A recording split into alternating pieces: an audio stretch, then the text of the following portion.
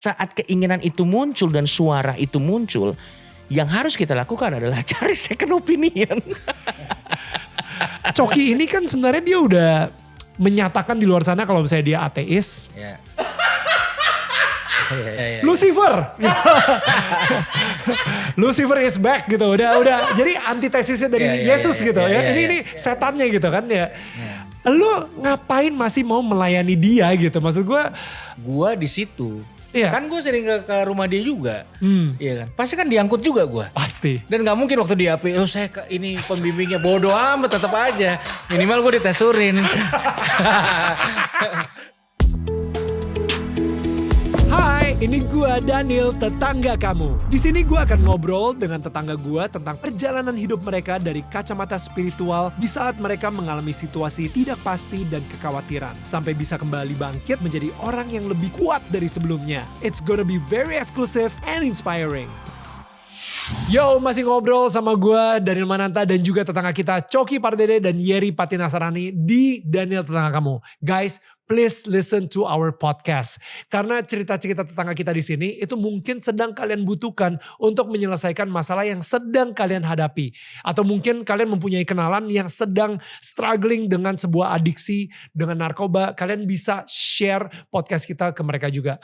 Nah, kita sekarang ini sudah ada di semua digital platform podcast. Search aja Daniel Tetangga Kamu dan langsung bakal keluar tuh yang paling pertama. Anyway, kita balik lagi ke Coki dan juga Yeri. Quick question, dan mungkin ini lu bisa rangkum dalam waktu 3 atau 4 menit aja gitu, cepet banget aja. Ya. Pertama kali lu nyobain narkoba itu karena apa? Karena lu berusaha melari dari masalah lu tersebut, whatever it is, maksudnya itu keluarga kah atau apakah, dan maksudnya itu ke bawah sampai kemarin itu gitu. Sebenarnya coba-coba aja sih. Karena nyoba-nyoba. Kalau misalnya Yeri kan dijebak kan. Kalau lu sempat dikasih permen dan ternyata itu narkoba gitu. Ya. Nah kalau lu emang lu tahu bahwa itu narkoba dan lu tahu banget. Jadi gini, kalau kita dalam perspektif bandar. Oke. Misalnya kita dalam perspektif yang jual narkoba nih. Ya. Ada beberapa jenis orang. Ada orang yang harus dijebak baru mau make. Right. Ada orang ditaruh aja, dia penasaran dan make. Right. Nah gue yang bagian kedua. Lu yang kedua. lu tipe yang kedua. Yang kayak aduh gue gak terlalu usaha banyak udah aneh. Iya karena gue tuh kalau ada sesuatu I want to experience it. Ya walaupun ini gak gini gak bisa dipakai di semua konteks ya. Of course. Dalam konteks drugs sudah jelas ini ternyata membuat saya ditangkap gitu. Yeah. Nah waktu gue ada drugs itu di pertama kali waktu gue kuliah lah gitu. Ya gue coba aja. Misalnya gue coba, oh ya udah enak gitu. Ya cuman pada saat itu karena anak kuliahan kan aksesnya terbatas, resourcesnya juga terbatas. Cuman seraya saya tanda kutip berhasil dalam karir, bukan berhasil dalam hidup ya, berhasil dalam karir, resourcesnya jadi tidak terbatas, dan aksesnya lebih tidak terbatas lagi gitu. Jadi akhirnya itu bisa. Dan mungkin itu ya, ada satu kata-kata khususnya bagi orang yang kecanduan. Karena gue sendiri juga punya adiksi. Of course semua orang itu punya adiksi. Dengan versinya masing-masing ya. Dengan versinya masing-masing. Ada yang judi, ada yang adiksi pornografi, ada yang adiksi alkohol atau. Dari mulai yang legal sampai ilegal lah. Betul. Banyak pokoknya. Iya betul. Ya. Nah jadi yang gue ngelihat ketika gue sendiri lagi battle adiksi gue. Kata-kata yang paling bikin gue sering banget jatuh adalah I can handle this. Gue bisa lah. Dulu pernah dan lewat, bisa lah. Kali ini gue bisa juga. Mungkin saat itu ketika lu lagi, lu udah punya resourcesnya, lu udah punya uangnya, lu udah punya koneksinya dan lain-lain gitu ya. Lu ngerasa dulu di masa kuliah gue aman-aman aja tuh. Sekarang harusnya gue bisa lah handle ini juga. Jadi gini, untuk menanggapi itu ya. Kita harus paham bahwa manusia itu punya kecenderungan untuk kembali kepada sesuatu yang bikin dia menikmati kenikmatan tertinggi. Of course. Itu kecenderungan alami manusia. Of course.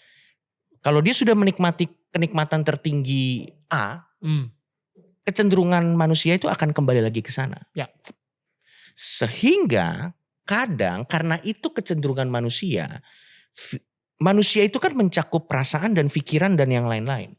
Kadang walaupun kita tahu kenikmatan itu akan melanggar batas-batas dan aturan-aturan tertentu, pikiran kita bisa merasionalisasikan Of course. hal tersebut untuk mengatakan, ya it's okay. Ya.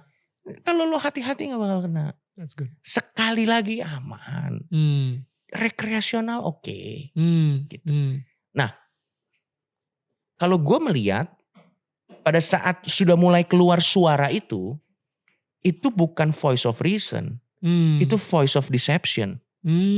Karena pasti secara alamiah badan kita secara naluri akan kembali lagi ke sesuatu yang memang membuat kita enak. Nikmat tersebut. Nikmat tersebut. Sehingga saat keinginan itu muncul dan suara itu muncul, yang harus kita lakukan adalah cari second opinion.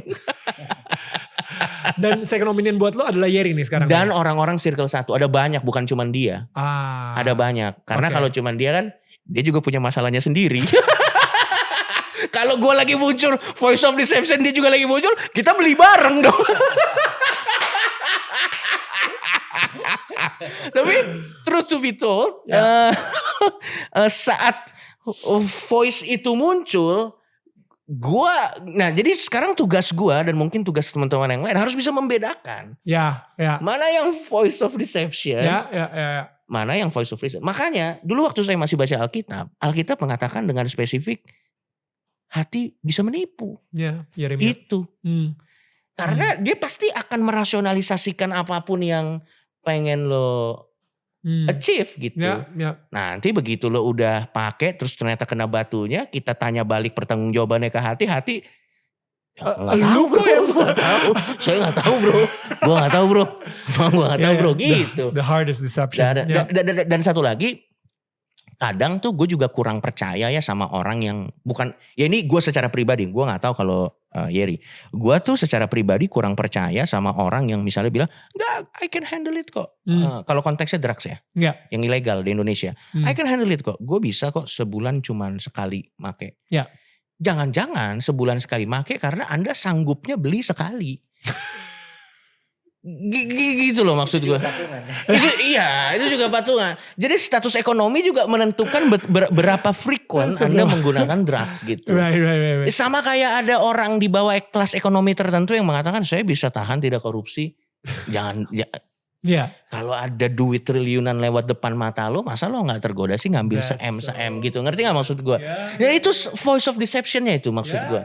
Dan menurut gue mau kita pecandu narkoba atau tidak, itu kan masalah kita semua sebagai satu spesies yang namanya manusia. Cuman bedanya ada yang masalahnya itu di narkoba, ada yang masalahnya itu di tadi lah alkohol, judi atau cewek atau gitu. Nah makanya biasanya wake up call gue adalah saat rasa itu sudah muncul, gue ngobrol sama dia atau gue menyibukkan diri sama circle 1 terdekat gue.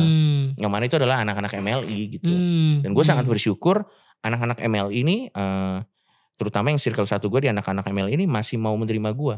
Terlepas dari gue pasti paham mereka sebel juga sama gue gitu. Ya tapi kan menurut gue ya gak apa-apa lah. Maksud gue ya gak apa-apa. Gue juga harus menerima tanggung jawab dan konsekuensi dari kelakuan gue yang pas. Wow. Adulting banget loh dia. Gila, adulting 101 banget. Gue sebenarnya menghindari momen-momen seperti ini loh. Karena gue tidak suka dianggap seperti preach gitu. Enggak, tapi lu udah lebih dewasa aja. Enggak. Speaking of preaching. Nah ini dia. Inilah efek dari responsibility. Iya, tanggung jawab balik lagi gitu kan. Wow, Coki yang bertanggung jawab. Oke, Yer. It's amazing. Gue bukannya apa ya, Yer ya. Maksudnya gini, berarti selama setahun ini gue ingat, actually gue telepon Yeri terus. Ketika lu masuk. Yeri cerita. Right. Jadi ketika lu masuk, gue tanya sama Yeri, Yer, si Coki gimana? Kabarnya gimana? Update-nya seperti apa? Nah, jadi si Coki ini kan sebenarnya dia udah menyatakan di luar sana kalau misalnya dia ateis. Ateis ya. Menarik banget nih. Ya kan? Ateis gitu ya. Lucifer. Lucifer is back gitu. Udah jadi antitesisnya dari Yesus gitu ya. Ini setannya gitu kan ya. Lu ngapain masih mau melayani dia gitu? Maksud gue nih orang itu udah kayak mempunyai mungkin rasa sakit hati terhadap agama Kristen itu tingkat tingginya gitu. Lu ngapain masih mau melayani dia? Ya, which is kalau gue di sebelah dia aja, banyak konsekuensi yang gue tanggung. Jangan sampai level melayani dulu. Iya. Jangankan gitu, saya duduk di tengah aja, Anda akan kena getahnya juga. Iya, lumayan. Soalnya gini, gue inget banget ketika dia masuk, langsung bumerangnya ke lu gitu. Oh Yeri, lihat tuh, lu katanya udah ini. Itu ya, kalau hari H itu, gue di situ. Kan gue sering ke rumah dia juga. Iya kan. Pasti kan diangkut juga gue. Pasti. Dan gak mungkin waktu di APO saya ini pembimbingnya bodoh amat tetap aja. Minimal gue ditesurin. Minimal ditesurin, dicek background. Wah pemakai juga. Langsung di prospek ya kan. Tapi maksud gue gini. Lo di saat itu emang bener sih. Karena di saat itu lo dihakimin banget sama Indonesia juga gitu. Lo kan muncul sama dia di Domba Tersesat. Nah lo dihakimin abis-abisan juga. Sebagai katanya lo bimbing Coki, lihat ya akhirnya Coki masuk penjara juga, pakai drugs juga. Mana lu sama ya Habib lah ya juga di WA juga, di Instagram di komentar tuh benar-benar diserang banget gitu. Iya, jadi kan sebelum itu pun kan gini loh, gue kan orang melihat pendeta bergaul sama mantan Kristen, itu kan orang kan berekspektasi gitu loh. Ayo sikat Coki, hajar Coki. Ya jangan menyanyiakan darah para martir yang sudah berjuang demi Injil gitu. Waduh. Enggak, itu literasi yang dilempar ke gua. Gila. Gitu. Iya kan? Nah, lalu gue bilang gini, itu udah blunder. Maksudnya gini, ya. Ketika gua mencintai Yesus secara utuh, sempurna, ada konsekuensi yang harus gua jalani dari cinta itu. Jadi cinta Yesus tuh bukan cuma nangis-nangis di hadirat Tuhan, lalu berkomitmen dan sebagainya. Ada konsekuensi yang banyak orang nggak mau ambil, yaitu mencintai apa yang Tuhan cintai. Titik. Wow. Jadi mengambil satu langkah, mencintai apa yang Tuhan cintai. Wow. Mencintai apa yang Tuhan cintai itu tidak segmented gitu. Tidak, Yesus tidak melihat mana agamanya, mana latar belakangnya. Yang nggak punya agama, makanya gue bilang sama Coki, lu menyembah pohon. Support gue adalah sebagai manusia. Sebagaimana Tuhan melihat dia sebagai manusia. Bukan sebagai orang yang harus diprospek masuk gereja atau masuk Kristen. Jadi gue gak melakukan kayak multi level gitu loh. Cari closingan gitu. Dan gue rasa dia juga gak nyaman. Gue aja gak nyaman digituin. Bro apa kabar lo? Lu udah ada gereja belum? Ke gereja gue. Lu kok gue di follow up gitu. Gue di prospek. Enggak, jadi itu kan prank ya. Jadi gue gak, seperti Tuhan tidak ngeprank gue. Gue gak akan ngeprank Coki atau siapapun. Karena itu konsekuensi cinta. Dan kalau ada hal yang belum bisa, berarti masalahnya di gue.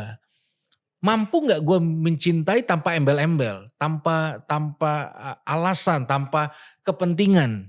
Gimana kebanyakan nih orang Kristen tuh sering bilang, tapi kan perintah Tuhan Yesus sebelum dia diangkat ke surga adalah baptis seluruh, ya kan, jadikan murid atas namaku and everything gitu. Jadi kesannya kalau misalnya lu tidak memprospek dia dan nge-follow up dan membaptis dia, lu berarti melawan perintahnya Yesus gitu.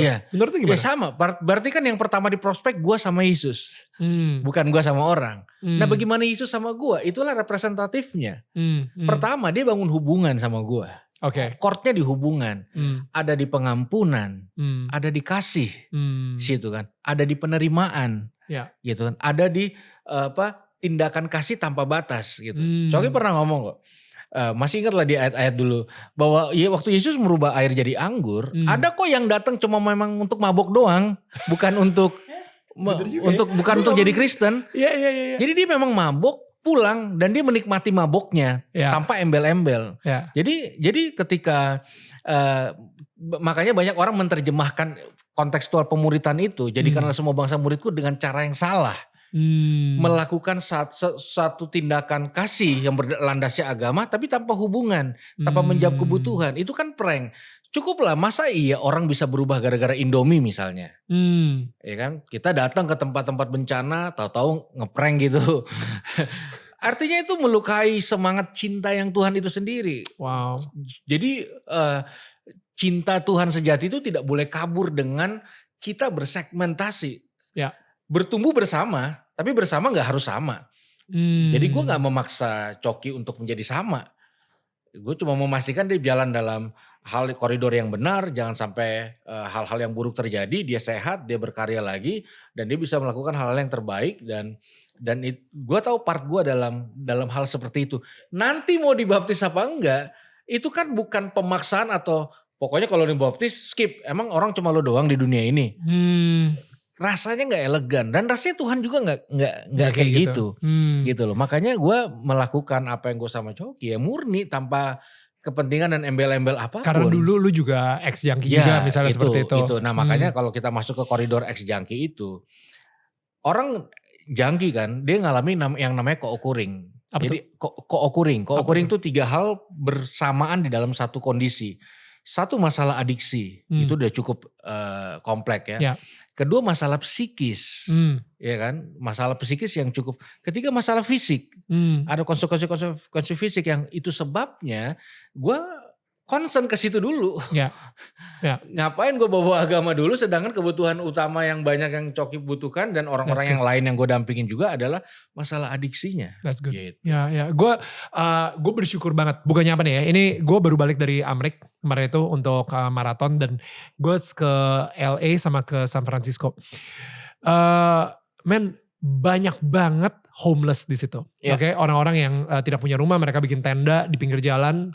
Dan lebih gilanya lagi ketika gue jalan, ini di daerah-daerah mahalnya gitu ya, di Rodeo Drive misalnya, atau enggak di daerah turis lah. Di San Francisco juga, di Union Square-nya. Itu banyak banget orang yang ngomong sendiri ke diri mereka sendiri. Itu udah skitso lah, udah schizophrenia, dan itu karena drugs, karena cracks. Dan di Indonesia kita kayak komplain gitu, aduh ganja aja kayak dipermasalahin banget. Bukannya apa nih, menurut gue bersyukur banget karena kalau misalnya di Amerika ganja itu udah legal, ya kan, di beberapa tempat. Dan ganja itu adalah gerbangnya untuk masuk ke drugs-drugs yang lain gitu. Lu udah nikmatin sedikit ganja ini, wah apalagi kalau lu nyobain ini nih, kayak gitu. It's the gateway drug, orang pada bilangnya seperti itu. Nah jadi gue ngerasa the fact that Indonesia itu masih sangat timur dan masih sangat benchmarknya untuk drugs itu rendah banget gitu ya. Marijuana aja bisa masuk penjara kayak gitu.